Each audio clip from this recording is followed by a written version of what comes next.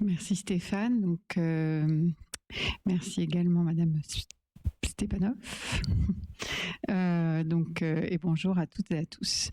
Dans le cadre de ce cycle de conférences, Stéphane a sélectionné un projet parmi les miens qui se nomme donc Spring Odyssey, qui est un projet global qui lie art, sciences et technologie dans un dispositif multimédia qui a été initié en 2015. Pour vous faire la genèse du projet, d'où il est né, c'était suite à un appel à projet émanant de l'ANDRA, qui est un institut qui s'occupe de l'enfouissement des déchets nucléaires, c'est-à-dire des déchets dits éternels, parce que leur demi-vie ou leur durée de vie, même en qualité de déchets, peut aller de quelques centaines d'années à quelques milliers d'années. Donc, que l'on soit pro ou anti-nucléaire, la gestion des déchets reste centrale par rapport à notre rapport à la radioactivité. Cet appel à projet était destiné aux artistes et mettait le doigt sur l'incapacité qu'avait l'ANDRA et de toute façon l'ensemble des institutions à faire face à une problématique qui était la transmission de la mémoire aux générations futures par rapport à la dangerosité de ces déchets. C'est-à-dire que pour initier des projets pharaoniques d'enfouissement de ces déchets dans les sols, l'ANDRA, mais comme la plupart des institutions qui sont confrontées à cette problématique, se doivent de signaler aux générations futures qu'à tel endroit, il y a des choses qu'il faut manipuler avec précaution. Et surtout qu'il ne faut pas manipuler du tout a priori, puisqu'on connaît tous les dangers de la radioactivité à haute dose. En fait, la question même de la signalisation de ces sites pose problème, même pour des questions de sécurité, parce que est-ce que l'enfouissement, la géologie est assez stable quand on se projette à 100, 200, 5000 ans, en sachant que pour vous donner une échelle par rapport à notre rapport au temps, il y a 4000 ans, on ne sait toujours pas déchiffrer des hiéroglyphes égyptiens, donc se projeter même à 1000 ans, c'est totalement impensable d'un point de vue philosophique ou scientifique. On ne sait pas comment les gens vont pouvoir évoluer et à quoi ressemblera notre monde, ne serait-ce que dans 300 ans. Donc on peut faire autant d'hypothèses qu'on veut. C'est très difficile à imaginer et surtout à modéliser. Donc, par rapport aux problématiques qui nous occupent aujourd'hui, c'est-à-dire l'art, science et la technologie, justement, des tas d'outils de modélisation nous montrent justement le paradoxe entre notre capacité d'analyse et puis ce résultat face auquel on ne peut être que humble, qui est on ne sait pas, on ne peut pas savoir. Face à ça, en plus, il y a une gouvernance qui se fait par pays et non pas d'une manière globale. Par exemple, en Finlande, ils ont décidé que face à cette problématique d'enfouissement des déchets nucléaires, la meilleure façon de protéger les populations dans une longue durée, c'était l'oubli. Ce qui est quand même, pour moi, en tout cas, j'ai lu ça comme un constat d'échec justement de nos technologies, parce que finalement, entre mettre un gyrophare sur un site en disant attention, c'est dangereux, c'est aussi la porte ouverte au terrorisme, justement à la curiosité, à des tas de choses qui font que le fait de pointer l'endroit est contre-productif. Donc par rapport à toute la somme des modélisations, l'oubli resterait finalement le facteur statistique le moins problématique. Donc quand je reçois, comme pas mal d'artistes, cet appel d'offres, ils avaient ciblé des artistes qui avaient un lien avec les problématiques environnementales, je me suis dit, bon, ok, en fait... on est arrivé un peu, nous, artistes, en bout de chaîne d'une réflexion qu'avaient épuisé déjà des gens bien plus compétents que nous, notamment des scientifiques, pour résoudre cette problématique.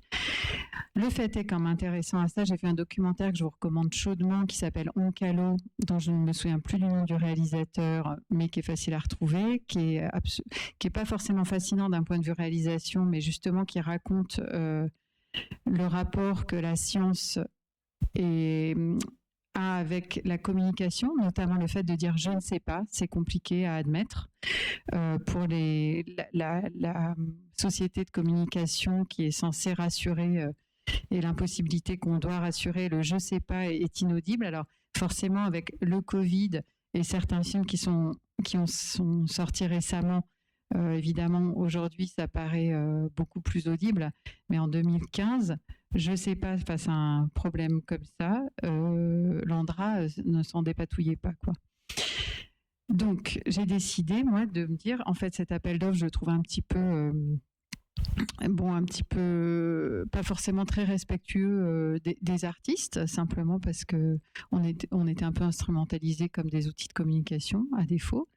Et donc je me suis dit, je vais au contraire m'intéresser au projet pour signaler cette problématique que rencontre la science par rapport à la communication sur ces sites dangereux.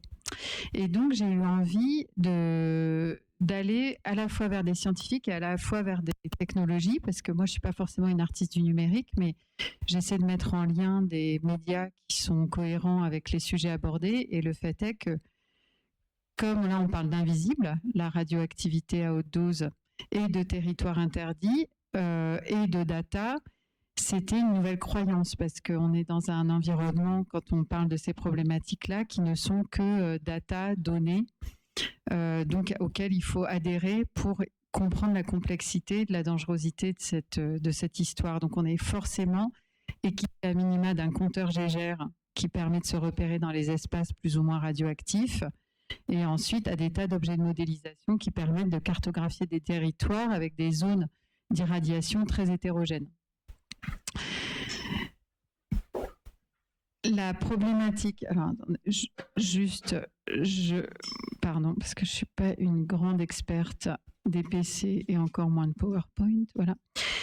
La question en creusant un petit peu la problématique de la radioactivité, l'autre aspect qui m'a permis de faire un lien entre art, science et technologie, c'était le fait que la résistance à la radioactivité pour nous, humanité, était fondamentale, parce que l'on soit plutôt du côté des gens qui cherchent à préserver, on va dire, notre environnement terrestre, ou pour ceux qui sont plutôt dans le fantasme, enfin je dis fantasme, bon, pour ceux qui sont plutôt dans la conviction qu'une planète B serait possible, la question de la résistance à la radioactivité se pose de la même manière, parce que l'on soit sur Terre ou dans l'espace, on est exposé à des niveaux de radiation désormais qui sont trop élevés pour que ça ne développe pas des cancers pour les astronautes qui iraient sur Mars rien qu'en faisant un petit aller-retour.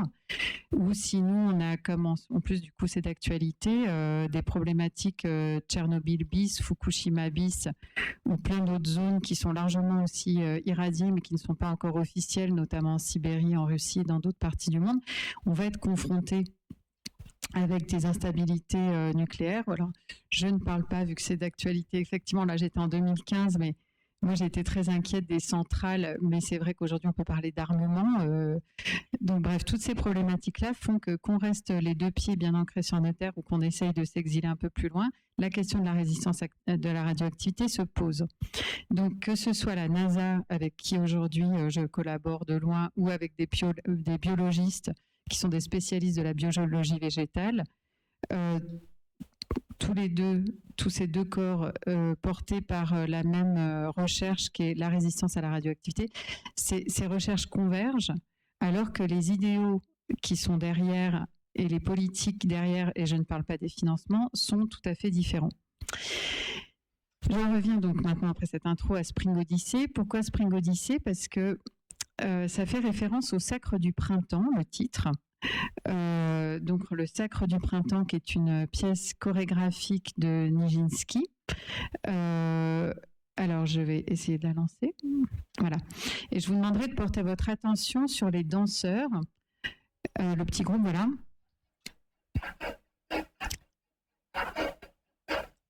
Mince. En fait, on entend que le pas des danseurs fait vraiment corps avec la musique, était totalement intégré à la partition musicale. Le corps et l'environnement ne font qu'un, et le corps devient instrument. Je vous le remets, et si j'y arrive, hop, on va y arriver. Voilà. Je reclique dessus. Et non. Et oui, et ça y est. Normalement, ça devrait partir. Et non. Plutôt revenir à la précédente. Ouais. Ouais. Allez, hop, on y croit.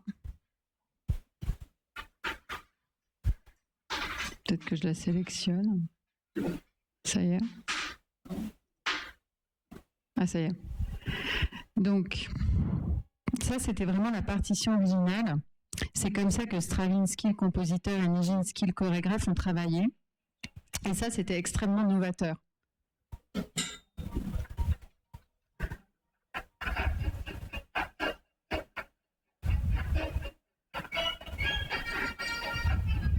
Donc ça, ce sont les augures printanières, c'est le prélude du sacre.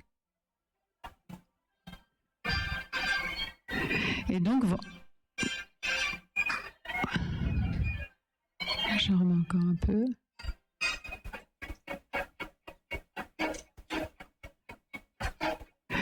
Donc on entend vraiment les danseurs qui frappent le sol et qui viennent donner et qui viennent impulser un rythme qui rentre totalement dans la partition de Stravinsky. Ensuite, il y a eu beaucoup de différentes chorégraphies sur le sacre, mais qui ont distingué vraiment la partie composition musicale de la danse et qui parfois donc ont totalement dissocié les deux. Donc quand on travaille sur l'idée comme ça de zones qui sont irradiées à des très hautes formes de radioactivité, elles sont forcément interdites pour l'humanité, qui seront donc bannis de ces territoires sur théoriquement des siècles à venir. Et donc j'en reviens au sujet initial qui était l'enfouissement des déchets nucléaires qui aussi interdisent des territoires qui sont soit souterrains, soit de surface également à l'humanité. Donc face à ça, il y a toujours eu des croyances que la technologie, en gros, allait être capable de défaire ce qu'elle avait créé, que c'est un poison et antidote, c'est-à-dire que là, on a créé un déchet éternel ultra dangereux pour l'humanité. On a créé une énergie qui, quand elle part comme Tchernobyl dans les limbes, ultra dangereuse pour l'humanité, mais on attend toujours les solutions pour, on va dire, cleaner les espaces contaminés. Donc, le sacre du printemps, c'est intéressant parce que ça n'a que 100 ans finalement, et ça raconte la fusion de l'homme avec la nature à l'arrivée du printemps, et aussi un rapport à l'environnement qui est de l'ordre de la sidération, c'est-à-dire que c'est l'arrivée du printemps avec toute sa force et sa puissance. C'est pas les petits bourgeons, les petits oiseaux, c'est toute la force de la nature qui se réveille et qui rend l'homme humble. Et c'est pour ça qu'il y a notamment le sacrifice d'une femme. Et c'est pour ça que le sacre du printemps, c'est aussi très cruel, parce que ça montre une humanité un petit peu qui cherche l'harmonie et qui a également peur des forces qui la dépassent et qui est prête à sacrifier la plus jeune, la plus vierge, la plus jolie des femmes pour essayer d'apaiser les forces de la nature. 100 ans après, on a totalement renversé les paradigmes en croyant être dans l'ultra-contrôle. Ça, c'est toute la révolution industrielle qui ont fait de nous des forces, l'équivalent d'une force tellurique. Et aujourd'hui, avec un renversement, et bon, forcément, nous, en plus, on est sorti de Covid, etc., on vient de vivre une pandémie, ce qui montre aussi qu'on peut se reprendre aussi un effet boomerang. Donc le projet, justement, c'est pour ça qu'il s'appelle Spring Odyssey, c'est en gros, c'est quoi l'Odyssée du printemps à l'ère atomique? Ça veut dire qu'on est en train de reverser complètement et de se repositionner par rapport à la notion de fusion. J'ai travaillé, alors j'ai été voir dans les zones officielles les plus irradiées. La plus irradiée s'appelle la forêt rouge. C'est cette forêt que l'on voit ici. Ça, c'est la forêt de 1986 qui était à la proximité de la centrale de Tchernobyl. Et en fait, alors je vais me lever juste, je quitte le champ de la caméra rapidement pour vous expliquer. En fait, donc ici, on voit la centrale et en fait, on voit cette zone. En fait, une fois qu'elle a explosé, il y a eu énormément de vents qui ont fait retomber des particules radioactives sur particulièrement cette zone-là. Les particules radioactives, elles peuvent être très hétérogènes, la densité qui fait que en quelques heures, la forêt qui a été la plus atteinte, la partie de la forêt la plus atteinte est devenue rouge. Ce qui était une première manifestation visible et tangible de la dangerosité de la radioactivité. Parce qu'en devenant rouge, ça voulait dire que les aiguilles de pin, parce que c'était une forêt de pin, les aiguilles sont devenues rouges tout simplement en marron, comme brûlées. Les pins sont particulièrement sensibles à la radioactivité. Aujourd'hui, on est à 30 ans de cet événement et cette forêt, qui est donc rebaptisée forêt rouge à cause de ce phénomène, a été observé de près par les biologistes parce qu'on pensait que rien n'allait repousser sur ce territoire. Et on se rend compte que les bouleaux, qui ne sont pas sensibles à la radioactivité, ont repoussé là où les pins, eux, sont morts. Donc il y a un écosystème qui a remplacé, un nouvel écosystème qui a remplacé un ancien. Alors, pour certains, c'est porteur d'espoir, puisque les résistants sont là et sont bien là. Donc ils intéressent les biologistes et la NASA pour leur capacité de résistance. Et puis, quand on est un peu plus proche de la biologie végétale, on se rend compte que, effectivement, un nouvel écosystème est réapparu, mais beaucoup moins riche. Alors là, je dis des chiffres qui sont faux, c'est juste pour illustrer le propos. Admettons, sur une densité d'1 mètre carré, il y avait 120 espèces. Là, il n'y en aura peut-être plus que 20. Donc, l'environnement est terriblement appauvri. En revanche, ceux qui restent sont soit très résistants, comme le bouleau, qui agit plus 30 ans, ne montre aucun signe de mutation et de maladie. Mais après, ce qui reste, c'est aussi, on ne sait pas s'ils résistent ou c'est chronique d'une mort annoncée dans la durée. C'est-à-dire, est-ce qu'ils sont un peu moins sensibles, mais qu'à force, ils vont décrépir. Donc, c'est pour ça que c'est devenu, en fait, cette nouvelle forêt, un véritable laboratoire à ciel ouvert pour des scientifiques. Donc, il y a un des scientifiques avec lesquels je travaille le plus, qui s'appelle Tim Mousseau, qui est un Américain, qui est un type fascinant. Je vous invite à le googliser et à regarder un petit peu ses recherches parce qu'il est assez médiatique dans ce secteur-là et il a eu pas mal de petits reportages. Il travaille autant à la NASA que pour des universités de recherche en biologie végétale. Donc lui-même se retrouve confronté avec un double système de financement qui porte deux idéaux politiques totalement différentes, deux visions du progrès totalement différentes, planète B ou préservation terrestre. Et donc, ils sont tous les ans, réunis une fois par an dans cette forêt au mois de juin pour réunir des scientifiques du monde entier pour voir les différentes évolutions et comprendre comment ce qu'on peut apprendre de cet écosystème pour essayer de se renforcer, nous, face à cette problématique. Donc, j'avais trouvé mon territoire, j'avais ma problématique avec l'Andra, et donc, il me fallait... Alors, désolée, j'ai été un peu vite parce que du coup, je ne vous ai pas montré. Par exemple, là, on est dans la forêt rouge actuelle, donc on voit les bouleaux. Ça, c'était lors de l'expédition scientifique. Il n'y a que les scientifiques qui ont le droit d'aller dans cette forêt. Parce que même si on entend souvent parler de tourisme et de dark tourism en Tchernobyl, c'est sur des zones dites imperméables, c'est-à-dire des zones bétonnées où on peut enlever les particules chaudes et les nettoyer. C'est-à-dire, mais quand on est dans des zones végétales, justement, tout devient contre-intuitif. Je reviens au sacre du printemps, c'est-à-dire qu'une clairière, là où on a vu les augures printanières par exemple, l'équivalent à la forêt rouge, c'est la zone la plus dangereuse parce qu'une clairière, c'est là où les sols sont tellement pollués que plus rien ne pousse. Là, on voit une clairière dans la forêt rouge. Les arbres qui sont là ne se décomposent pas parce qu'il n'y a plus d'insectes pour manger les déchets végétaux. On voit sur les différents anneaux des arbres l'année même de la catastrophe. Et à proximité de cette clairière, on voit une forêt de bouleaux. Et donc ça, ce sont les bouleaux donc résistants. Et on voit les marques visibles, les stigmates. Là, on voit d'ailleurs, on voit dans le petit flacon là, des épines de pin qui ont donc rebaptisé la forêt. Et en bas à droite, des marques des oiseaux de Tim Mousseau qui, lui, observe tous les ans les populations. Alors, il travaille beaucoup aussi avec le son pour étudier les populations qui commencent à avoir les stigmates. Donc moi, je vais travailler sur comment rendre visible l'invisible, c'est-à-dire la radioactivité et les marques et les stigmates qu'elle propose, et comment pouvoir travailler sur ce territoire où, de fait, je ne pouvais physiquement pas aller. Alors d'ailleurs, parenthèse, autant les scientifiques ont le droit d'y aller, autant moi, j'ai pas eu le droit d'y mettre les pieds, parce que j'ai pas encore 45 ans, et une femme de 45 ans, vu les doses de radioactivité qu'il y a là-dedans, on n'a pas l'autorisation d'y aller simplement parce que même sur les conditions qui sont des conditions aussi, et ça c'est intéressant, par nationalité, on a le droit à un taux d'exposition par an, d'exposition à des grands niveaux de radiation. C'est pour ça que souvent quand vous passez des radios, on vous dit c'est bien de ne pas passer tant de radios par an quand vous avez des examens médicaux parce que c'est pas terrible de se faire irradier. Et là, le maximum, c'est 4 heures par jour pendant 5 jours selon les normes françaises. Mais comme vous avez pu remarquer, la vie humaine n'a pas la même valeur en fonction des pays. Donc, on va dire que nous, on est très protégés en étant français.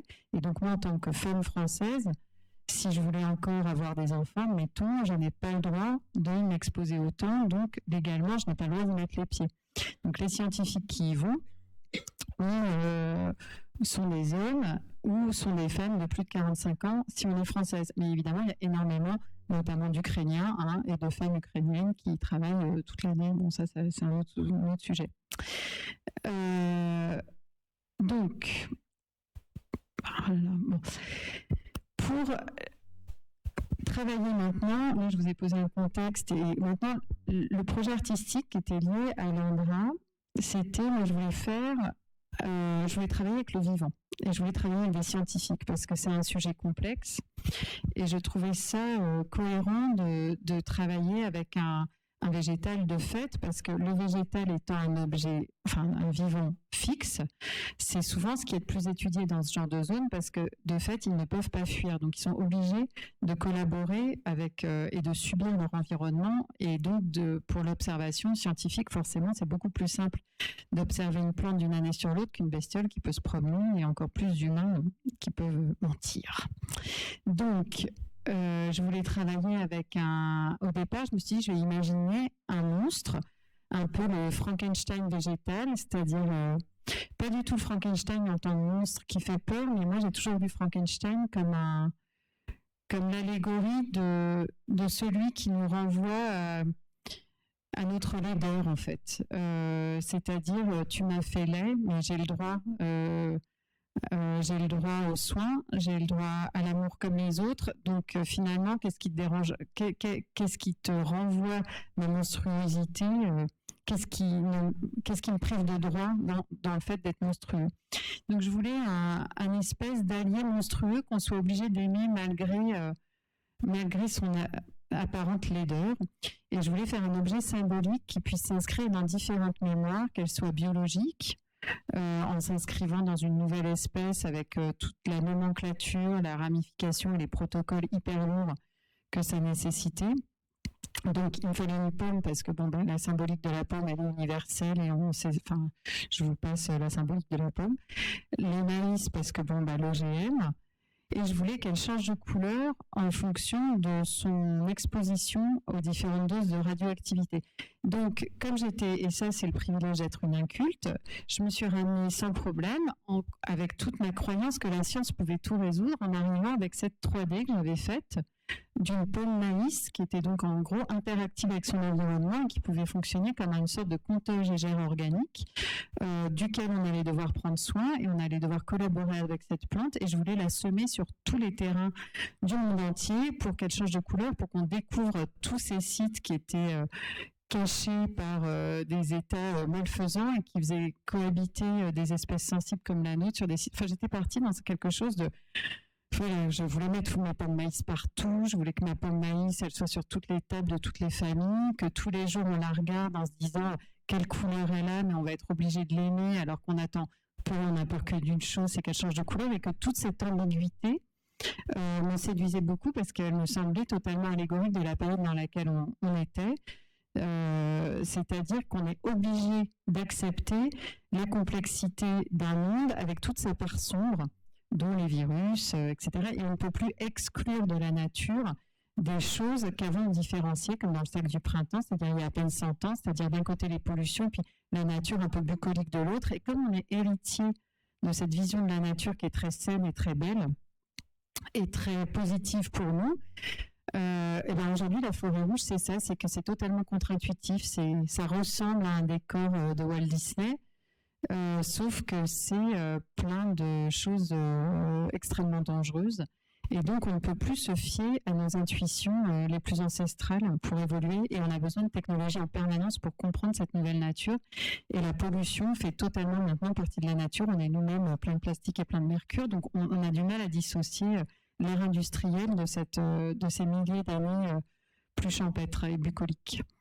Donc moi je voulais que je voulais une nature faite main d'homme qui soit à notre échelle une petite forêt rouge, mais plutôt amicale.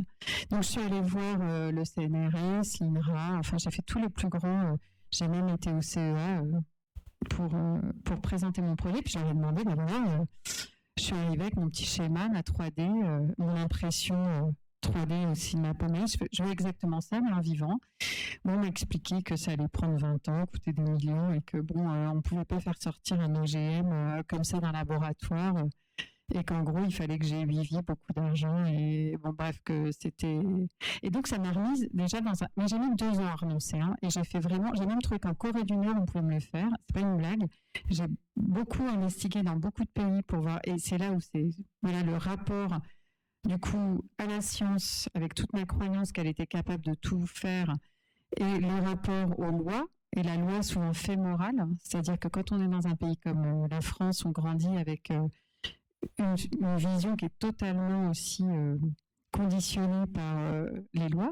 Faire sortir un OGM, c'est grave pour telle et telle raison, notamment pour l'ensemencement un peu sauvage que ça pourrait, et donc néfaste que ça pourrait avoir, donc il y a une forme de respect encore. Mais vous allez dans des tas de pays, faire sortir un OGM dans la boue, c'est beaucoup plus simple. Donc tout ça, à chaque fois, re-questionne la place de l'homme et de la science dans une société et donc de l'impact qu'il peut avoir avec les autres vivants. Donc à défaut, au bout de 2 ans, de manière plus pragmatique, j'ai travaillé avec la directrice de la biologie végétale de Paris-Saclay. J'ai obtenu une bourse de recherche et on a pu trouver cette plante qui est une plante de tabac amazonienne qui a été triée et choisie en vertu de son hypersensibilité, c'est-à-dire que dans une population d'individus, vous isolez systématiquement le plus sensible et vous faites en sorte de créer une communauté qui va se reproduire entre sensibles. Et ça va faire des plantes hypersensibles. Et c'est ces graines-là qui circulent dans certains labos. Donc, ce n'est pas des plantes qui sont en libre accès et qui peuvent donc faire des tâches en fonction de son niveau de stress. Et les images qu'on voit en bas, donc à gauche, c'était ce que la littérature scientifique annonçait, c'est-à-dire des tâches plus foncées en fonction d'un stress environnemental réel. Et ce que vous voyez donc à droite, c'est la petite plante qui a donc poussé dans un premier temps dans la serre expérimentale d'Orsay, puis qui a été envoyée en 2018 dans la forêt rouge et exposée selon le même protocole humain au cœur de la clairière de la forêt rouge de Tchernobyl pendant donc 4 heures, 5 jours. Et en fait, sa feuille est devenue comme ce qu'on voit en bas à droite, c'est-à-dire absolument pas ce qui était prévu non plus. Donc ça, c'était aussi intéressant de voir les scientifiques s'étonner de voir à quel point la littérature n'était absolument pas en lien avec les résultats obtenus dans la réalité, aussi d'un point de vue biologie végétale pure. Donc cette plante a fait son petit séjour à Tchernobyl. Elle est rentrée à Orsay avec donc Jackie Chaïkov, qui est donc la directrice de la biologie végétale. On a gardé ces petites graines, c'est les graines de cette plante issue de cette exposition en haut à droite. Et aujourd'hui, à chaque exposition ou sur les expériences ensuite que je vais vous montrer, on travaille en fait avec, on va dire, les filles de cette plante mère ou les fils de cette plante père, je sais pas, bref, qui portent en elles une mutation génétique qui fait que même quand on les fait pousser dans un environnement sain, elles portent les stigmates du trauma de la plante initiale en recréant des tâches qui sont légèrement différentes. Ça, c'est Tim Mousseau au cœur de la forêt rouge pendant l'expédition scientifique et Anders Mollers, qui sont les 2 pontes de la biologie végétale sur les sites radioactifs. C'est-à-dire que ce sont des gens qui passent leur temps à passer de Fukushima aux îles Marshall, les îles à Tchernobyl, et à étudier toutes les populations de vivants pour essayer de comprendre les environnements. Et c'est lui, justement, qui est donc américain, qui bosse aussi à la NASA. Et ça, ce sont les plantes, les taches que l'on peut voir sur les plantes filles. Donc, ce n'est pas du tout les mêmes stigmates que celle qui a été exposée initialement. On voit donc des petites taches mordorées. Donc, j'avais mon territoire, qui est un territoire du coup à la fois bien réel, mais qui est donc ouvert à toutes les fictions possibles, encore une fois, planète B ou préservation terrestre, avec toutes les hypothèses possibles par rapport à des degrés de sensibilité, donc des durées d'adaptation des différentes espèces dans un territoire, J'avais ma plante qui avait heureusement muté pendant son séjour parce que sinon mon projet se cassait la figure et ça faisait déjà 3 ans que je travaillais dessus et je me serais arraché les cheveux. Et donc j'avais donc mon personnage, à la fois aussi réel et fictionnel, cette plante et ses filles. Et donc j'ai voulu travailler sur 2 expériences qui travaillent justement entre le réel et le virtuel. Donc en réalité virtuelle.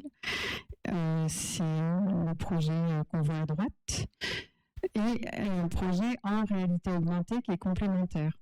Mais encore une fois, Spring Odyssey, c'est un projet global qui est multimédia. Donc quand il s'expose avec des photos, un film, les 2 expériences et des céramiques, des plantes. Enfin, c'est tout un écosystème justement de projets.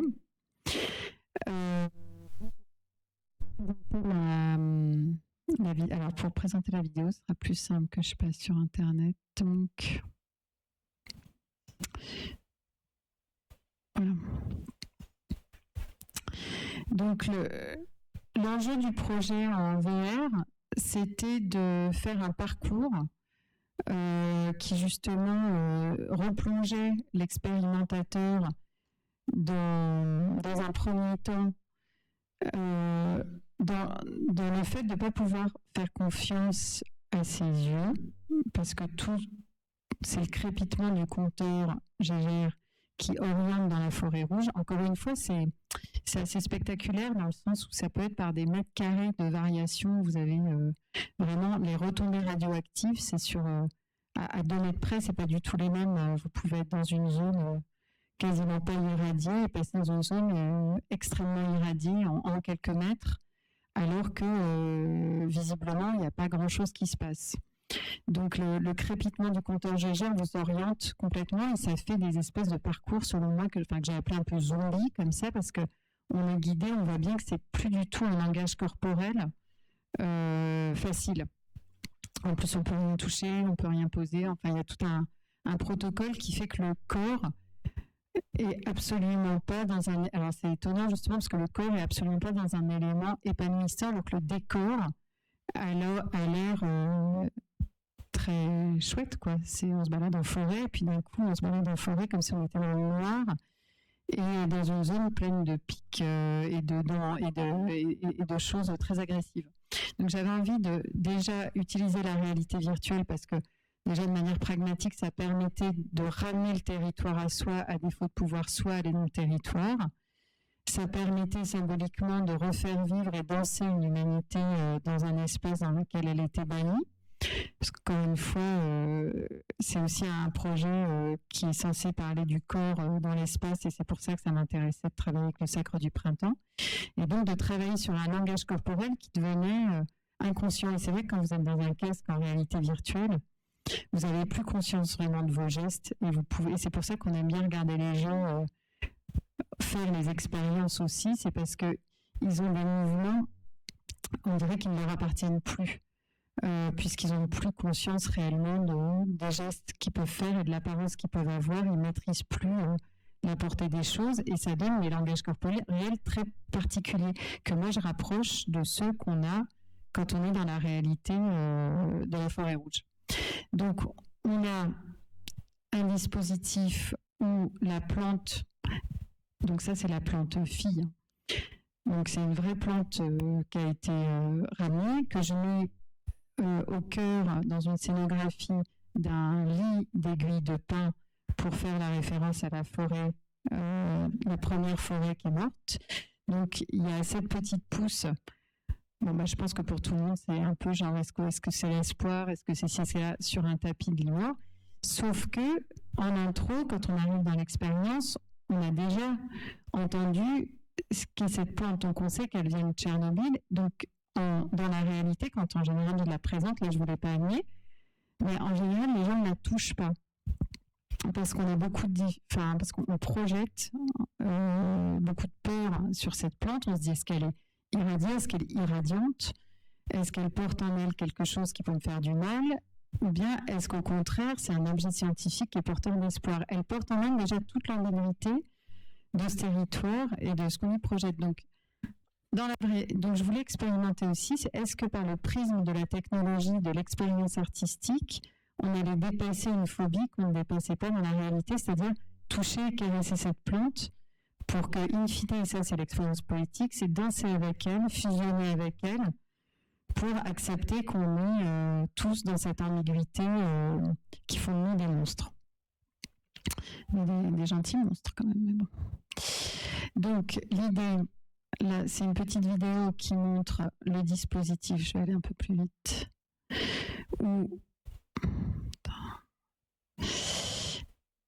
Élise et les PC, quoi. Donc on tourne. Là, je vous épargne l'intro, mais en gros, on va tourner. C'est une zone où il y a du tracking. On est à peu près dans 50 mètres carrés.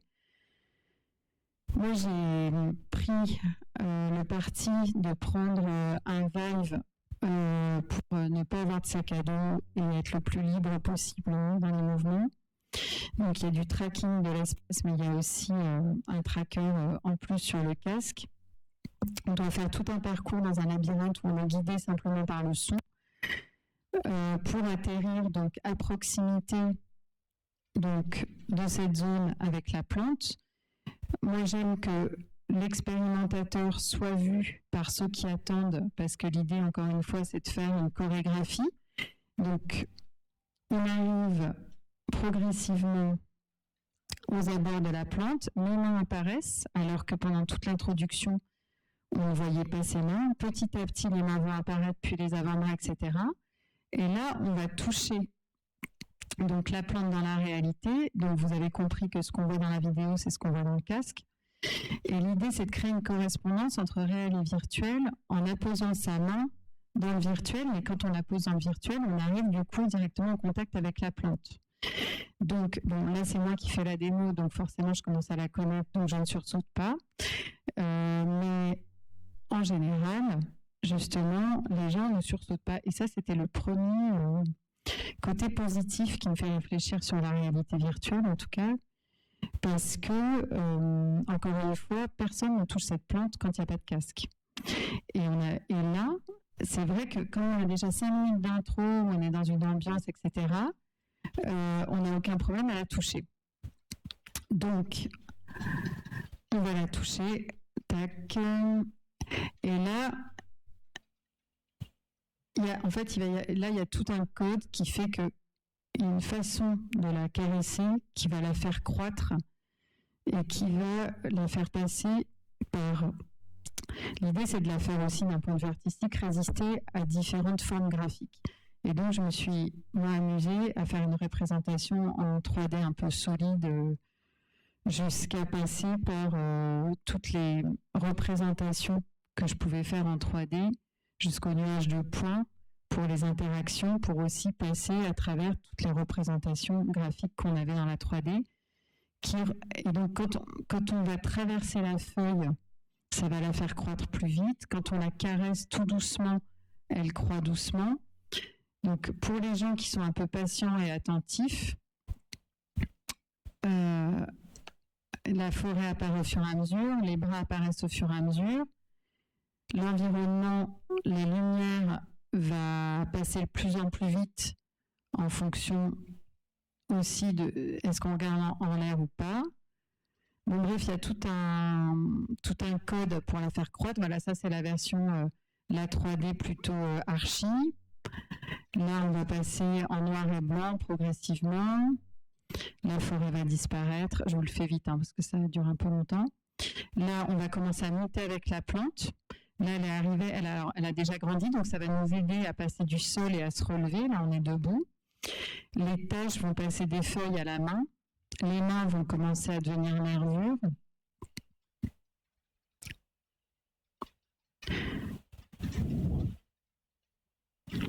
Il y a toute une bande son aussi qui a été faite à partir des captations dans la forêt rouge. Là, on passe encore à un autre effet graphique. On commence à être dans le point cloud. Et là, en fait, voilà, l'interaction suivante va faire que, en gros, plus on va comme balayer l'obscurité, parce qu'on était tombé dans le noir, plus on va faire des gestes amples, plus plus on va découvrir notre environnement. Donc ça, c'était aussi pour voir comment inciter l'utilisateur à avoir des gestes chorégraphiques qui ont du sens par rapport à l'histoire, mais qui permettent aussi de créer des espèces de danses inconscientes et de représenter visiblement tout le langage corporel qui est déduit plutôt d'un environnement sonore. Bon, là, du coup, j'en fais des tonnes, c'est moi. Mais il y a des gens qui font ça de manière un peu plus sobre. Et donc, on retrouve une forêt qui est vue au prisme de la radioactivité, où tout l'environnement va être interactif. Et en fait, où tout va fusionner, c'est-à-dire qu'on va pouvoir déplacer les particules et recomposer en fait une sorte de forêt et perdre aussi ses membres. Là, il y a une espèce de rémanence, c'est-à-dire que si on fait des gestes trop rapides, les objets restent figés. Là, je regarde un oiseau. Le fait de le regarder, ça le ralentit. Le fait de le ralentir, ça va saturer tous les espaces en blanc. C'est-à-dire que la façon rapide ou lente dont on va évoluer dans l'environnement va ralentir la disparition de l'environnement par saturation lumineuse. Et donc, on va passer de l'obscurité à la lumière. Bon, voilà, donc ça, comme toutes les expériences, il vaut mieux le vivre que d'en parler. Donc, ça, c'était la partie, donc, vraiment expérience réalité virtuelle, mais il y a aussi, donc, en complément, un travail en réalité augmentée, parce que toujours dans l'histoire de travailler entre réel et virtuel, je voulais absolument faire dans la logique, dans la chronologie du projet, c'est vraiment comme un écosystème dans lequel on évolue et qui finalement raconte de manière poétique tout le rapport, en fait toute la trajectoire alors j'arrive jamais à me dire apprivoiser, le nom commun pour apprivoiser, c'est l'apprivoisement, merci. Tout l'apprivoisement, tout le parcours en fait que j'ai pu faire, ça raconte ça sur d'abord une croyance dans la science et la technologie, puis un certain positionnement un peu distancié avec l'environnement, puis un vrai doute sur le doute même que les scientifiques ont sur leur propre pratique. Pareil je suis passée de technophile à technocritique, à technophobe, à technocandide, pour revenir à quelque chose d'un peu plus nuancé. Mais en fait, ce projet, à chaque fois, m'a fait évoluer dans mon rapport à tout ça. Et en fait, chaque expérience, d'abord documentaire, très documentée, où on parle de la réalité de ce territoire et de cette plante, et on va aller vers des hypothèses. En fait, j'ai essayé de raconter en fait ces différents états émotionnels et intellectuels face à la complexité, cette espèce de maillage dans lequel on est complètement, dans lequel on est tissé et duquel on a du mal justement qui demande à faire le deuil de beaucoup de conceptions antérieures duquel on est héritier, qui sont en tout cas pour moi pas toujours évidentes. Donc la réalité augmentée est beaucoup plus narrative. Là j'ai travaillé avec Sabrina Calvo, je ne sais pas si vous connaissez cette autrice, Toxoplasma. Récemment elle a fait Melmoth Furious qui raconte un groupe d'enfants qui vont prendre Marne-la-Vallée pour défoncer Disneyland. Ça vous dit rien? C'est formidable. C'est une super autrice de science-fiction. C'est un personnage, en plus c'est vraiment un personnage incroyable. Elle travaille à la aide, elle donne des cours à la aide. Et elle est, et justement c'est une artiste aussi parce qu'elle fait aussi beaucoup de mode. Et elle travaille, et puis elle est en transition, elle travaille aussi beaucoup, elle, sur l'état de transition, d'hybridation, et ça fait complètement écho. Et donc, je lui ai demandé de faire les dialogues que j'avais voulu pour cette expérience en réalité augmentée entre le vent. Mes personnages, c'était le vent, la plante et la radioactivité. Et en fait, toute l'expérience repose sur l'idée qu'il faut libérer la plante virtuelle de son espace virtuel, soit pour la renvoyer dans un écosystème qui est purement virtuel, c'est-à-dire parce que la réalité augmentée, c'est un média un petit peu, dans mon histoire, un petit peu bâtard du coup.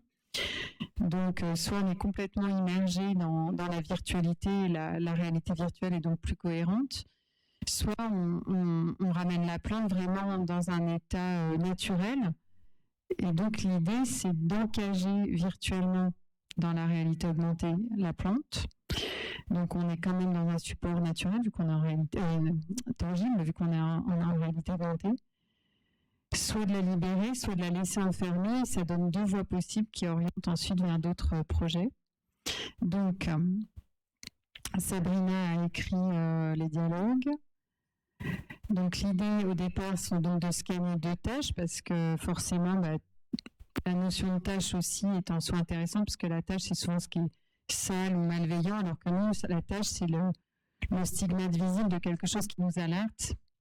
Donc, ça, c'est donc, là, ce qu'on voit, c'est que donc il y a un tapis qui permet au LiDAR de se repérer dans l'espace de l'iPad.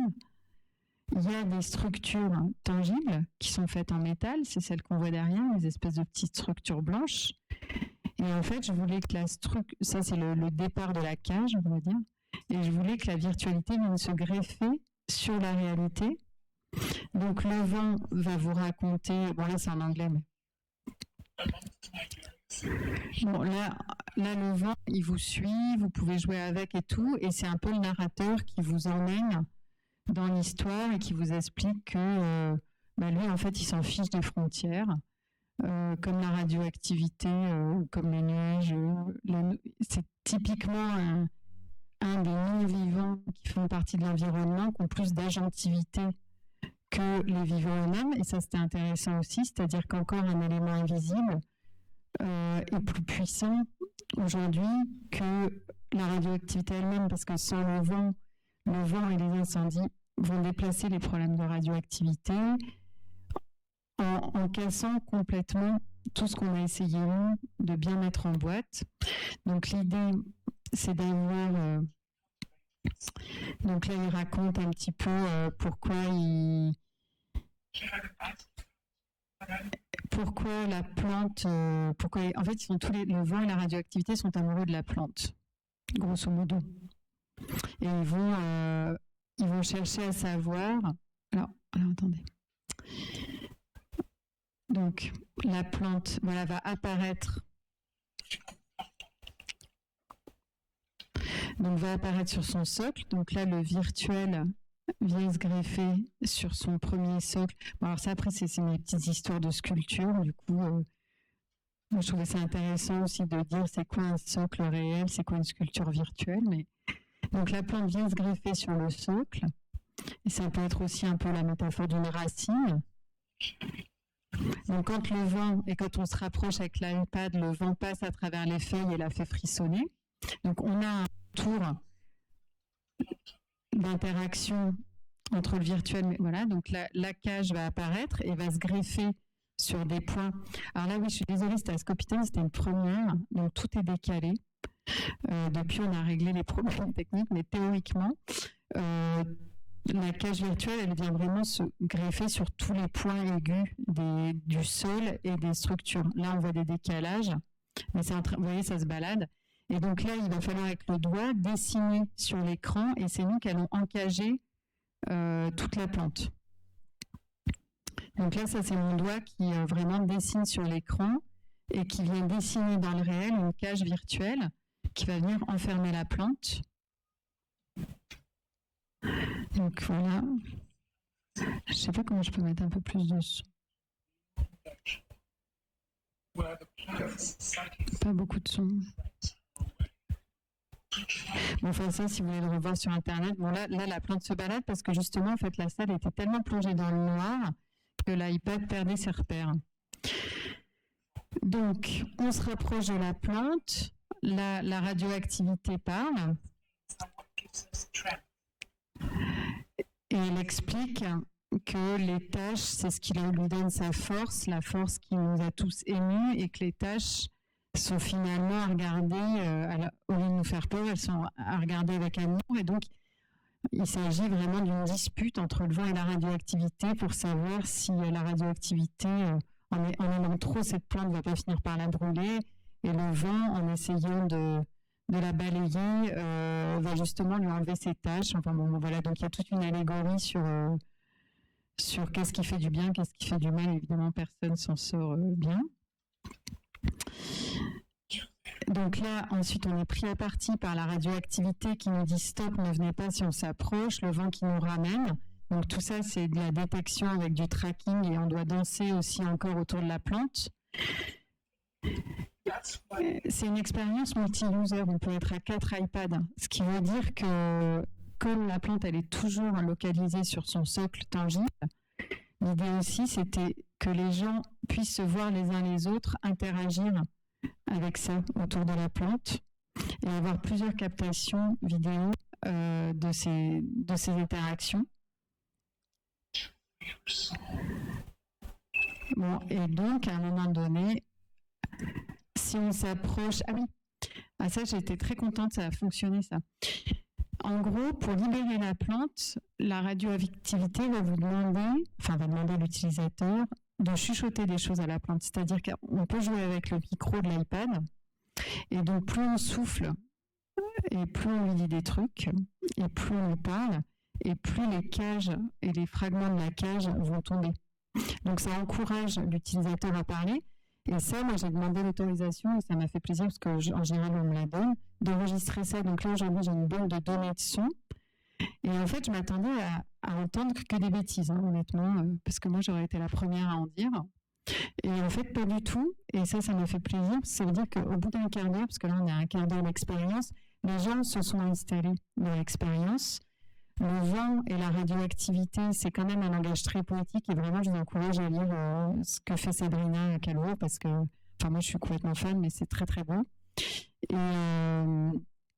Et donc, c'est un langage assez poétique. Donc, on est déjà installé dans quelque chose qui fait que quand on arrive à l'interaction ou pour libérer la plante, il faut parler, on n'est plus du tout dans le mood, je vais dire une bêtise, et j'ai des messages magnifiques. Ah, mais j'étais en larmes et tout. Et donc, j'ai mon catalogue j'en ai des centaines maintenant et je vais faire un travail avec ça parce que ça fait vraiment comme des messages envoyés à l'avenir, en fait.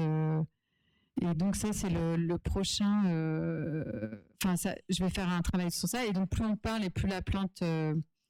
Les tâches restent au sol et la plante, elle est embarquée et elle s'explose dans l'espace. Donc voilà, maintenant on est liés pour des siècles et des siècles. Et voilà. Donc ça, c'est les parties très tech du projet. J'en suis. Et ensuite, je reviens à ça.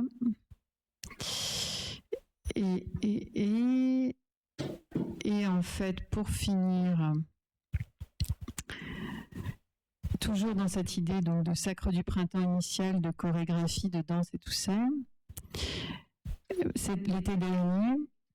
Donc c'est une pièce assez récente. J'ai travaillé avec un ami et danseur qui s'appelle Daniel Nikolewski, qui est brésilien, et avec qui justement je vais développer un travail maintenant en photogrammétrie et en captation pour développer le projet, pour justement amener du virtuel maintenant dans la réalité de la forêt rouge. On va dire qu'avec ces deux projets, j'ai amené la forêt rouge partout où il y a un casque en VR, et là maintenant j'aimerais pouvoir profiter de la prochaine expédition scientifique pour emmener ce danseur danser dans la forêt rouge et faire vraiment la boucle avec la petite vidéo que je vous ai montrée en introduction sur Nijinsky et Stravinsky.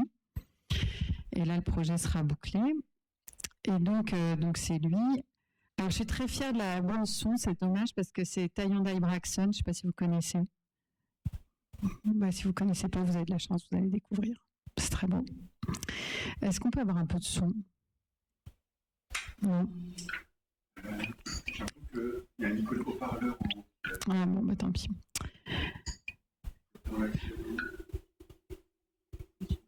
Bon, c'est pas grave, sinon vous écouterez son travail, super. Et donc, on a travaillé sur Nijinsky et le glitch. Et donc, il danse. Alors, je vais essayer d'aller plus vite. Et donc, il a toute une gestuelle glitchée et à l'approche de la plante. Il va se rapprocher de la plante. Il va danser avec la plante.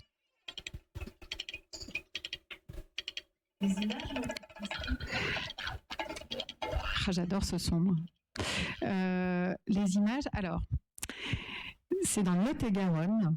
C'est une carrière qui est à Sauveterre, précisément, et qui est une carrière enfin vraiment c'est de l'extractivisme. Donc c'est pareil par rapport à toute l'histoire. Je cherchais un lieu où il y a ce plan d'eau en plus qui est turquoise. Enfin là il n'y a pas du tout d'étalonnage et qui est à la fois, je trouvais à la fois un paysage presque lunaire et à la fois un paysage qui représente justement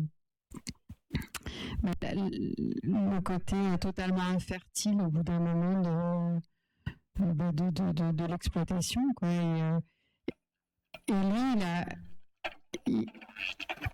donc lui, j'ai repris des images. En fait, il a fait plusieurs fois l'expérience de réalité virtuelle.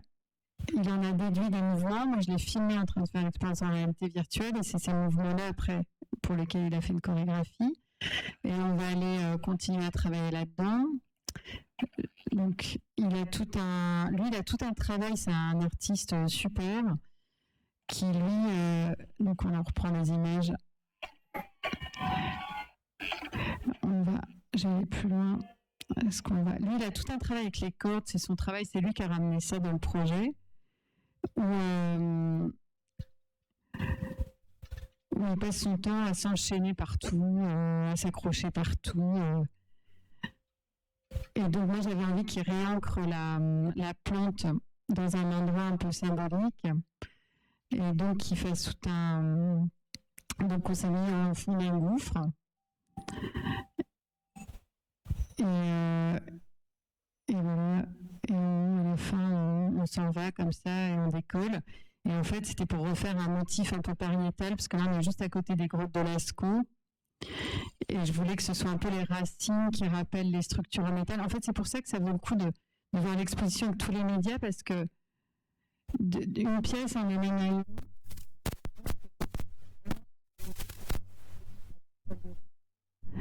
Enfin, les images qui sont dedans, vous les retrouvez dans la VR. Et en fait, l'idée, c'est vraiment de tisser des liens entre les différents médias, de réfléchir à la fois sur le projet en lui-même, la radioactivité, tout ça, mais sur les médias entre eux, les liens entre les médias. Et donc, voilà. Après, il y a aussi toute une partie en céramique et tout ça, mais bon. Et des photos, et là, la prochaine étape, ce sera un dispositif purement sonore. Et donc, ce projet d'emmener le danseur virtuellement à Tchernobyl, donc ce sera en juin 2023. Et normalement, si tout va bien, mais là, il faut croiser les doigts pour moi. J'attends une réponse, mais peut-être qu'on va pouvoir faire aussi un autre tournage à la NASA, à Houston, au Texas en septembre, mais là, on aura la réponse qu'en juin. Donc, j'en parle, mais je ne fanfaronne pas parce que c'est pas sûr. Voilà. Donc, je ne sais pas si vous avez des questions. J'ai déjà beaucoup parlé. Merci déjà. Merci à vous. Et voilà, est-ce que vous avez des questions?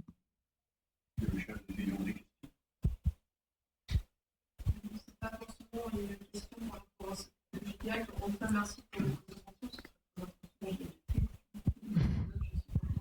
Et je me suis posé la question par rapport au projet antérieur, parce que vous en avez parlé, que vous avez une question par rapport à la technologie de travail ou de fiction. Et ça, c'est.